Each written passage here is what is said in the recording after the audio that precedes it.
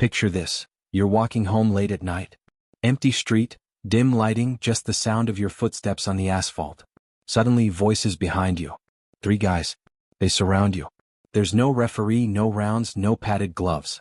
It's real. It's now. And in this exact moment, one question explodes in your head. Will what I've been training actually work? The truth?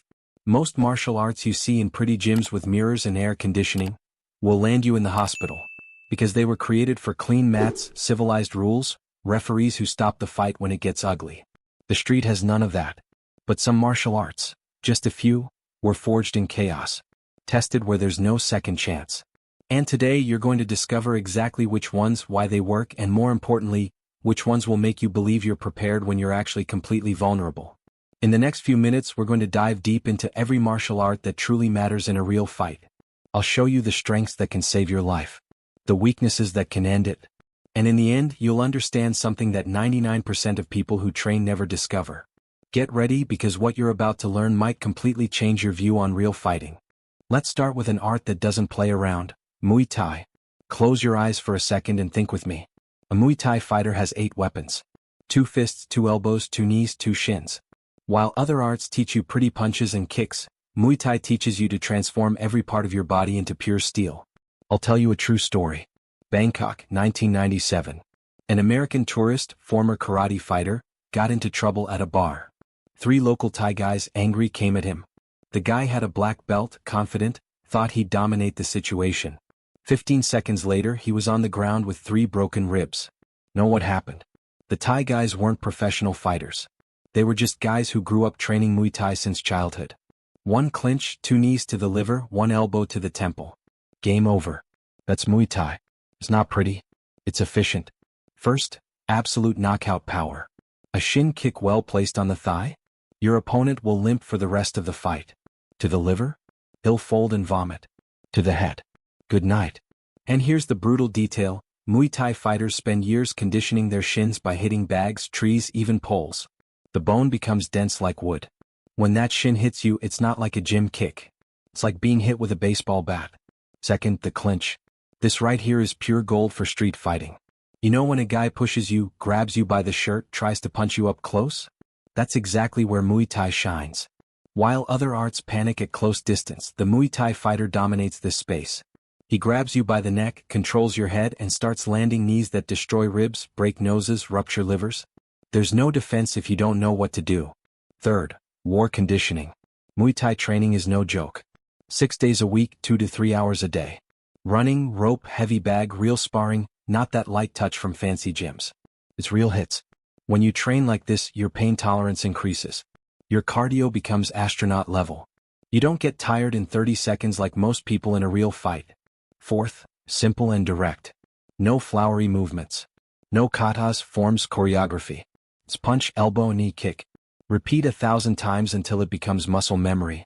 In the moment of desperation, when adrenaline explodes and you can't even think straight, your body reacts on its own. That's real training. But wait. Before you run off to enroll in a Muay Thai gym, I need to show you the other side of the coin. First and most important, defense against takedowns is practically zero. Muay Thai fighters train to stay standing. Always. The problem? On the street, you might face someone with a wrestling base, judo, or simply a big guy who takes you down on impulse. And then, my friend, the game completely flips. Imagine, you land a beautiful kick on your opponent's thigh. He feels it, but he's tough. He advances, grabs you at the waist, and boom, you're on your back on concrete. It's not a soft mat. It's asphalt, stone, broken glass. And while you're there dazed, trying to understand what happened, he's on top of you raining punches. Your Muay Thai didn't prepare you for this. Second, vulnerable against multiple opponents. Muay Thai teaches you to fight one guy. In the ring, it's you and him. On the street? Could be 3 for guys. And when you enter the clinch with one of them, staying there locked up, landing knees, his friends are free to kick your head from behind. You become an easy target. Third, rules that create dangerous habits. In traditional Muay Thai, there are rules. You can't punch the back of the head. You can't hit a downed opponent. You can't bite, scratch, stick fingers in eyes. But on the street, there are no rules at all. And if you've spent years training with these limitations, your body might hesitate at the crucial moment. Look, don't get me wrong. Muay Thai is brutal and efficient. If you train seriously, you have extremely powerful tools. But it's not complete. And that brings me to the next martial art. By the way, before continuing, comment below which city you're watching this video from. I want to know where the real people interested in actual fighting are. Let's create the biggest warrior community on YouTube. Now let's talk about the martial art that the Gracie brothers proved to the entire world actually works. Brazilian Jiu-Jitsu. 1993. Denver, Colorado. UFC 1. A skinny Brazilian weighing 170 pounds named Royce Gracie enters the octagon. His opponents? Guys weighing 220, 240, 260 pounds. Boxers. Kickboxers. Wrestlers. Karate fighters. Everyone thinking they'd destroy that skinny guy in a kimono. What happened? Royce submitted them all. One by one. Without throwing a punch. Without needing to knock anyone out. He simply took them to the ground and choked them or broke their arms. And the martial arts world was never the same. That's the magic of Jiu-Jitsu. The gentle art that doesn't need brute force. First, it equalizes size and strength. This is BJJ's biggest advantage. A well-trained 155-pound guy can control and submit a 220-pound guy with no training. Oh, technique, leverage, positioning. On the ground, it's not about who's stronger. It's about who knows what they're doing. Think with me, you're in a fight, the guy is bigger, heavier, stronger. In a stand-up exchange, you'll get the worst of it. But if you can take him to the ground and you know Jiu-Jitsu, game over. You mount, take the back, apply a rear naked choke. In 10 seconds he's sleeping or tapping. You don't need to break his face. You don't need to leave lasting damage. Just control and submission. Second, total control. BJJ teaches you something no other art teaches so well: how to hold an opponent. How to completely neutralize him. Imagine the situation: a friend of yours is being attacked, you intervene, but you don't really want to hurt the aggressor. Maybe it's a stupid fight, alcohol involved. With Jiu-Jitsu, you can dominate the person, hold them on the ground until the situation calms down. That's real power. Third, works in unexpected situations. Most street fights know where they end up? On the ground. One pushes the other, someone trips, both go to the floor. If you don't know what to do on the ground, you lost. But if you have Jiu-Jitsu, you're in your element. It's like a fish entering water. Fourth, unshakable confidence. When you train BJJ, you roll, spar, practically every training session. You feel someone's weight on top of you. You feel the pressure of a choke coming. You learn to breathe, stay calm, reverse bad positions. This experience of being in danger situations under control builds a confidence that doesn't come any other way. But, and there's always a but, let's get to the serious problems of Jiu-Jitsu on the street. First, the street floor is not a mat. This is critical. On the gym mat, you can roll comfortably, do guard pulls, be on your back without worry. On the street, the floor is rough concrete that scrapes your skin. There's glass, stones, dirt. Every second on the ground is dangerous for you too. I'll tell you a story a police officer friend told me. He had a purple belt in Jiu-Jitsu, confident in his abilities. During an arrest, a suspect resisted and they went to the ground. My friend applied perfect mount control. But the floor was a parking lot full of gravel and glass. While controlling the suspect, his back and arms got torn up, bleeding. Did it work? Yes. Was it ideal? No. Second, extremely dangerous against multiple opponents. This is BJJ's Achilles heel. When you're on the ground submitting one guy, you're completely vulnerable to his friends. They can freely kick your head. They can jump on top of you. You have no mobility, no way to escape. BJJ teaches you to dominate one opponent with mastery. But if 2-3 guys show up, you need to stay standing, mobile, ready to escape or reposition. Staying on the ground is suicide. Third, takes too much time. A well-executed submission can take 20-30 seconds or more. That's an eternity in a real situation. The longer you take to end the threat, the more chance something goes wrong. More people can show up. Police can arrive and misinterpret the situation. The guy might have a knife in his pocket you didn't see. Fourth, many sports schools ignore self-defense. Nowadays, a lot of BJJ has become pure sport. People pulling seated guard, doing birimbalos, crazy inversions. That works in championships with rules. On the street, you're offering yourself on a silver platter. So, what's the conclusion about BJJ? It's essential. Absolutely essential. You need to know what to do on the ground. But alone it's not enough. You need more tools in your toolbox. And speaking of tools, the next martial art I'm going to show you is responsible for the most devastating knockouts in combat history. Stay with me because this right here is pure gold. Old boxing gym, heavy bag swinging with dry impacts. Fighter with wrapped hands, rhythmic breathing, predator's gaze. Yellowish light, raw and real environment.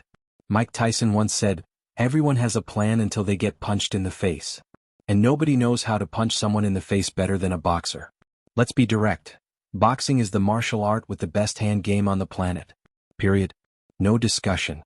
While other arts teach punches as part of the arsenal, boxing lives from punches. It's all they do. And after decades and decades of refinement, they've discovered how to transform fists into weapons of precise destruction. Think with me. A professional boxer throws hundreds of punches per training session. Thousands per week. Millions throughout their career. Each punch is polished, optimized for maximum power with minimum movement. When a real boxer hits you, it's not just any punch. It's pure physics, hip rotation, weight transfer, surgical precision on the chin. First, instant knockout power. A cross well placed on the chin shuts down the brain. Literally. The impact shakes the brain inside the skull and the lights go out. And boxers know exactly where and how to hit. The off button is on the chin, the temple, behind the ear. They spend their entire lives targeting these spots. Street stories of boxers are legendary. Roy Jones Jr., one of the greatest of all time, says he avoided fights at all costs precisely because he knew one of his punches could kill someone. It's not an exaggeration. A punch from a trained boxer carries enough force to cause permanent brain damage or death. Second, superior footwork. Boxers move like dancers. They enter and exit distance with millimetric precision. They create angles. They make the opponent miss while they land. On the street, this skill is crucial. You don't stand still trading punches. You move, create space, choose when and where to engage. Watch any street fight video involving a boxer. While the other guy advances uncontrolled, throwing wide punches, the boxer is calm, moving, and bim, a clean counter that drops the opponent. It looks easy because the technique is sharp. Third, exceptional active defense. Boxers don't just attack well. They defend very well. Head slips, blocks with gloves, parries, slips. While other arts focus on blocking or absorbing strikes, boxing teaches you not to get hit. And the best strike you can land is the one that comes after your opponent misses. Fourth, insane cardiorespiratory conditioning. Boxing training is brutal for cardio. Rounds of heavy bag, shadow boxing, jump rope, sparring. When the fight lasts more than 30 seconds, and most do, whoever has better conditioning wins. Simple as that. While the other guy is exhausted, hands down, breathing through his mouth, you're still fresh, punches fast and precise. Fifth, simplicity under pressure. Jab, cross, hook, uppercut. No kicks to worry about. No complex takedowns. Just fists. When adrenaline explodes and the brain enters survival mode, you can't execute complex movements. But punches? That's etched in muscle memory. You punch even while sleeping. Sounds perfect, right? Well, it's not. First and most obvious, zero defense against kicks, knees, elbows. Boxers train to face fists. Only fists. If someone comes kicking, especially low kicks, thigh kicks, the boxer doesn't know how to defend. These kicks destroy mobility, that beautiful footwork disappears, and now you're a stationary target. There are famous videos of kickboxers facing boxers. First round, the boxer even tries to use his hands. But after 5-6 low kicks, he can barely stand. The leg simply shuts down. Second, useless if taken down. Boxers don't train ground fighting. Zero. If a wrestler, judoka, or simply a heavy guy takes you down, you're lost. Without your hands free to punch because you're trying not to be controlled, not knowing what to do underneath a heavy guy, you've become a punching bag. Third, dependence on hands. If you break or hurt your hand, and on the street without gloves this happens a lot, your game is over. Boxers have stories of breaking their hands in street fights because the human skull is too hard. In the gym you have 16-ounce gloves protecting. On the street, it's bone against bone. Fourth, trains only against one opponent in a controlled environment. Square ring, one adversary at a time, limited round, referee ready to stop. The street has none of this. Multiple attackers, irregular space, objects around. The boxer wasn't prepared for these variables. So, is boxing worth training? Yes. Hands are your primary weapons. Knowing how to use them well is fundamental. But again, it's not complete. But what if I told you there's a martial art that decides where the fight happens? That gives you the power to choose if you stay standing or go to the ground. This next art is the foundation of all UFC champions. High school gymnasium in America, thick mat on the floor. 2 wrestlers in position, explosion of movement, brutal takedown. Dull sound of impact. Absolute determination on faces. Wrestling. The oldest martial art in humanity. And possibly the most important for real fighting. Let me ask you a question. In 90% of street fights recorded on video, where do they end up? Exactly. On the ground. And know who decides if it goes to the ground or not? The guy with a wrestling base. Daniel Cormier, UFC champion, Olympic wrestler, once said, "If I want to take you down, you're going to the ground. If I want to stay standing, we're going to stay standing." That's the power of wrestling. You control where the fight happens. First, control of distance and where the fight takes place. A wrestler can close the distance against the striker before he can generate power in his strikes. And once the wrestler has grabbed you at the waist, it's over. You're going to the ground no matter how much you resist. This completely changes the dynamic of any confrontation. The opponent can no longer dictate the pace. He no longer chooses to stay at his distance. The wrestler imposes his will. Second, takedowns that take away breath and the will to fight. A well-executed wrestling takedown on concrete is devastating. The opponent falls on his back with absurd force, hits his head, gets dazed, breathless. Many fights literally end on the takedown. The guy simply doesn't want to fight anymore after being slammed on the floor. I watched a video where a former college wrestler, not even professional, grabbed a drunk guy who was being aggressive at a bar.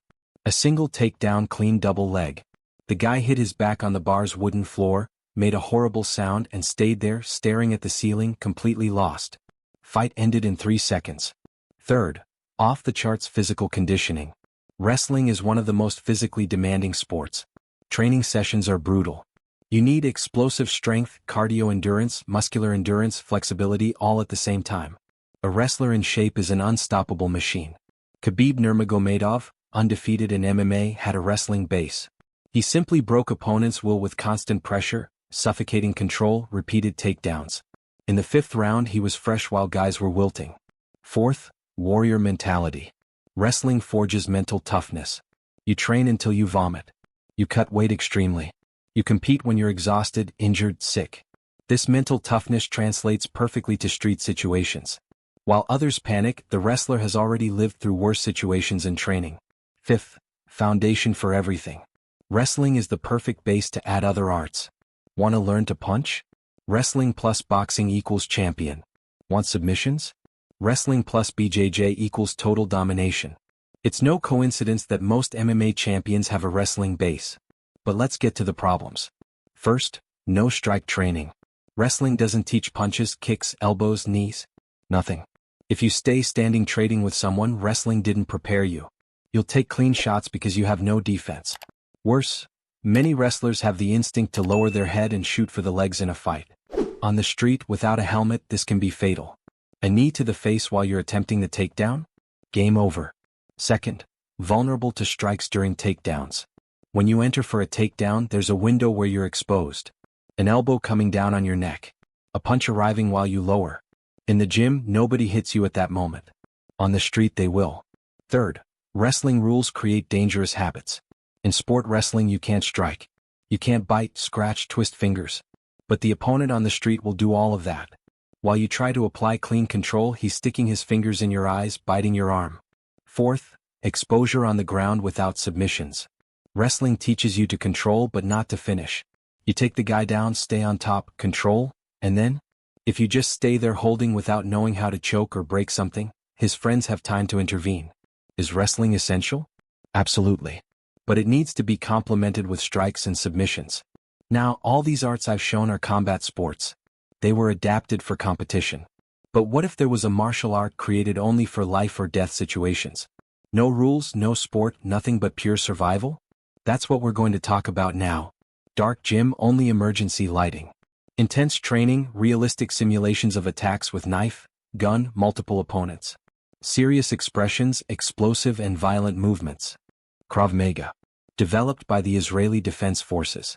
Created for soldiers who face real threats, where losing means dying. It's not a sport. Never was. There's no Krav Maga championship. Know why? Because the techniques are too dirty, too violent, too dangerous. We're talking about strikes to the eyes, throat, groin. Breaking knees. Crushing the trachea. Things that put you in jail if you use them unnecessarily. But, and this is important, when your life is really at risk. Krav Maga gives you tools that no other martial art gives you. First, 100% focus on real survival situations. Krav Maga doesn't teach you how to score points in a championship. It teaches you how to survive an attack with a knife. how to disarm someone with a firearm, how to fight against multiple attackers, how to use the environment to your advantage, bottles, chairs, stones. This is critical because these are situations that can really happen on the street. It's not an honorable one-on-one duel.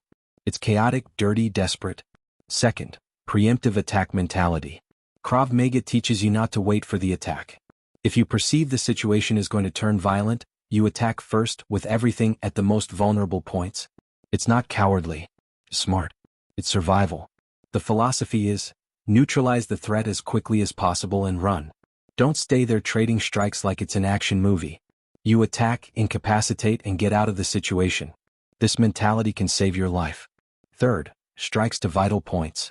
While other arts avoid certain targets for ethical reasons or training safety, Krav Maga embraces this. A primary target. Throat? Destroy it. Groin? No mercy. Knees? Break them sideways. These strikes don't need much strength. A finger in the eye blinds anyone no matter the size. There's a famous story of a woman in her 50s, small, who did Krav Maga for only 6 months. She was attacked by a much larger guy in the parking lot. He tried to grab her. She reacted instinctively, fingers to his eyes, knee to the groin, elbow to the temple when he bent over. The guy fell to the ground screaming. She got in the car and left. 3 strikes. 10 seconds. It worked. Fourth, defense against weapons. This is where Krav Maga shines uniquely. How many other martial arts teach you realistic defense against a knife? Against a gun? Against a baton? Very few. Krav Maga trains this constantly. Now, important, defense against weapons is always a last option. You should run if possible.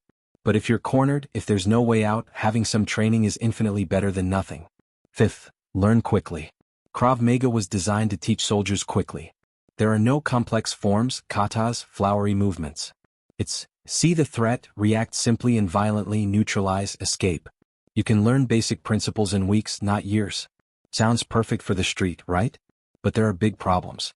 First and most critical, lack of realistic sparring in most schools. Here's Krav Maga's giant problem. Many gyms simply don't do real sparring. It's all simulation, choreography, cooperative partner. You practice defending a stab, but your partner is attacking slowly at the right timing the way you expect. Reality? A real attack is chaotic. Fast, aggressive, unpredictable. If you've never felt the pressure of someone really trying to hit you, take you down, dominate you, you're not prepared. And most Krav Maga schools don't provide this. Compare with Muay Thai, boxing, BJJ, wrestling, these have real sparring. You roll with someone trying to choke you for real. You trade punches with someone trying to knock you out, in a controlled way but real. This forges true skill. Krav Maga in most places doesn't have this. Second, quality varies absurdly between gyms. Since there's no single federation, competitions to validate skills, anyone can open a Krav Maga gym. Literally. The guy takes a weekend course, prints a certificate, and declares himself an instructor. Result? There are excellent schools with legitimate military instructors who really know what they're talking about. And there are gyms that are pure deception, charging a lot to teach techniques that don't work, selling illusion of safety. How do you differentiate? It's difficult. Very difficult. Third, creates dangerous overconfidence. Many people do a few months of Krav Maga and think they're now Jason Bourne. They think they can disarm a firearm, fight 3 guys at the same time, defend any attack. The truth? Defense against a knife, even well-trained, puts you at immense risk of being cut. Gun disarming can result in you getting shot. Fighting multiple opponents is almost impossible no matter your training. Krav Maga can give you a better chance than nothing. But it's not magic. And some schools sell it like it is. Fourth, no test under real pressure. Since there's no competition, you never know if your techniques really work until you need to use them. And then it's too late. With Muay Thai you can compete. With BJJ you roll every day against resistance. With Krav Maga? It's faith. You have to believe the training works. So, is Krav Maga worth it? It depends a lot on the school. If you find a legitimate gym with experienced instructors that does real sparring and doesn't sell fantasy, it can be valuable. Especially for specific situations like defense against weapons and multiple attackers. But if it's a McDojo, term for fraudulent gyms, you're wasting time and money and worse, building a false sense of security. Now, after seeing all of this, the strengths and weaknesses of each art, you must be thinking, so what's the answer? Which martial art should I train? Let me show you the only option that really combines everything. Modern octagon, professional lighting, two fighters greeting each other. Then, explosion punches, kicks, takedowns, ground fighting, submission. Camera captures all angles. Crowd in the background in ecstasy. Mixed martial arts. MMA. The mixed martial art that changed everything. Know what the UFC proved in the last 30 years? That no single martial art is enough. You need to know how to punch, kick, take down, fight on the ground, submit. Everything. And the fighters who understood this first dominated. Today, any serious MMA fighter has. Boxing or Muay Thai for stand-up striking. Wrestling for takedown control. BJJ for ground game and submissions. Physical conditioning of an elite athlete. It's the most complete martial art that exists. First, combines the best of all worlds. You're not just a striker who doesn't know what to do on the ground. You're not just a grappler who gets beaten in striking. You're complete. You can fight in any phase of the fight. Imagine the situation. You face a boxer on the street. He tries to hit you, but you have takedown defense. You enter, take him down. Now you're on the ground, you have BJJ, you submit. Or you face a big guy with wrestling. He tries to take you down, but you sprawl, defend, stay standing, and use your kicks and punches to maintain distance. This versatility is pure power. Second, training against real resistance constantly. MMA has real sparring. You trade strikes with someone trying to hit you. You roll with someone trying to submit you. You practice transitions between staying standing and going to the ground under pressure. This type of training forges real skill. You know what works because you tested it against someone who wasn't cooperating. You feel the pressure, learn to deal with exhaustion, with the frustration of being dominated, with adrenaline. Third, superior physical conditioning. MMA fighters are machines. Cardio, strength, explosion, flexibility, pain tolerance. Everything is trained. One round of MMA fighting is more exhausting than 99% of people can imagine. On the street, this means you can fight longer, with more intensity, without getting completely exhausted in 30 seconds like most people. Fourth, tested mentality. Climbing into a cage or ring to fight against someone trained, with an audience watching, is pressure. You learn to control nervousness, fear, adrenaline. You learn that taking strikes isn't the end of the world. You learn to continue even when you're tired and hurt. This mental experience is invaluable in a real situation. Fifth, validation through competition. In MMA, you can test your skills in competitions. You get up there and discover if your training works. It's not faith. It's real proof. So is MMA perfect? No. It still has limitations for the street. First, still trains with rules. MMA has rules, yes. Fewer than other sports, but it has them. You can't hit the back of the head. You can't stick fingers in eyes. You can't bite. You can't hit the groin. You can't kick the head of a downed opponent. On the street, there are no rules at all. And if you've spent years training with certain limitations, your body might hesitate to break these rules when your life depends on it. Second, doesn't prepare for multiple opponents. MMA is one-on-one always. You never train against 2-3 guys at the same time. On the street, this can happen. And the strategies change completely. You can't go to the ground. You can't stay trading strikes with one guy while another attacks you from behind. You need constant mobility, 360-degree situational awareness, and probably, you need to run. Third, doesn't train defense against weapons. Obviously, in MMA nobody pulls a knife or gun. But on the street, can happen. And your MMA training didn't prepare you for this. Fourth, risk of injuries in training. MMA training is hard. Injuries are common. Knees, shoulders, fingers, ribs. If you're training for self-defense but you're injured half the time, what's the point? I'm not saying don't train hard. I'm saying be smart. You don't need to go 100% every day. Controlled sparring still gives you valuable experience without destroying your body. Fifth, can create overconfidence. Some MMA fighters think they're invincible on the street. Think they can handle any situation. This is dangerous. A guy with a knife can kill you no matter how good a fighter you are. Multiple opponents can overpower you. An armed guy ends the fight before it starts. MMA gives you excellent skills. But it doesn't make you a superhero. So, after all this, what's the best martial art for a street fight? The honest answer? The one you train consistently. Let me explain. A guy with 6 months of boxing training seriously 3 times a week will destroy a guy who did 2 years of a little bit of everything without consistency. Because the boxer has real sparring time, real conditioning, sharp technique. But I'll give you my recommendation based on efficiency. For complete self-defense you need 1. Striking base, boxing or Muay Thai. Learn to defend and throw effective strikes. You have to choose one, I'd say Muay Thai for including kicks, knees and elbows. But boxing with its superior hand game is also excellent. 2. Grappling base, wrestling or judo for takedowns and control, combined with BJJ for ground game. If you have to choose one, wrestling for the practicality of controlling where the fight happens. 3. Real sparring, fundamental. Without this you're just dancing. You need to feel the pressure of someone really trying to hit you or control you. 4. Situational awareness. The best martial art is avoiding the fight. Awareness of the environment, people around, exits. De-escalate situations verbally. Run when possible. Because here's the hard truth that martial arts instructors don't want to admit. The best self-defense is to run. Seriously. No matter how good a fighter you are. On the street you can be stabbed, be shot, be attacked by multiple people, fall and hit your head on concrete and die, be criminally prosecuted for excessive self-defense, permanently hurt someone and live with that forever. No medal, no ego, no honor is worth your life or your freedom. But, and there's always a but, if you can't run, if you're cornered, if you need to protect someone you love, if you have no choice, then yes, having trained effective martial arts can be the difference between going home or going to the hospital. Or worse. My final recommendation. If you're a beginner and want the best for self-defense. Option 1. Find a legitimate MMA gym. You'll learn striking, grappling, everything together. It's the most complete option. Option 2. Boxing plus BJJ. 2 gyms, yes, but you'll have the best hand game from boxing and the best ground game from BJJ. Deadly combination. Option 3. Muay Thai plus wrestling if available.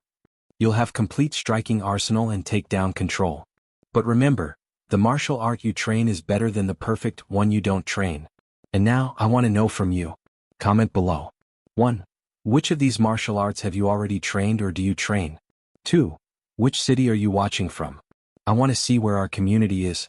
3. Which do you think is the best combination for the street?